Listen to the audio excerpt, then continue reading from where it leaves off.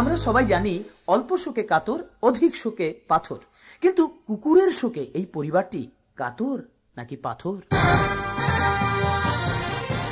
আরে আমার কুত্তারে, দুঃখ করে আর কি করবা, নিশ্চয়ই কুত্তাটারে কেউ বিষ খাওয়াইয়া মারছে। বিষ খাওয়াইবো কেডা? আমাদের সাথে তো কারো কোনো শত্রুতা ছিল না। দেখো চোরের লগে আবার শত্রু মিত্র। কুত্তাটা কি বিশ্বাসের সঙ্গে আমাকে বাড়িটা পাহারা দিত। চোর, গুন্ডা, বদমাইশ, সন্ত্রাসী কোন লোক আমাকে বাড়ির কাছে ফিরতে পারতো না। হ্যাঁ, আমরা সেই ছোটকাল থেকে কুত্তাটারে পাইলা পুষা বড় করলাম।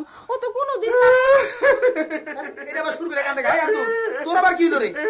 ভাই সারা, তুই এমনি কান্দছস কেন? কামের জিনিসটা মইরা গেল, আমি কান্দুম না। হ্যাঁ, আমি কান্দুম না। তোর এত কান্দার কি নয়, ওইটা মরে গেছে, আমাকে সকলেরই তো খারাপ লাগতেছে। তোর শোকটা একটু বেশি বেশি মনে হইতেছে। ব্যাপারটা কি রে?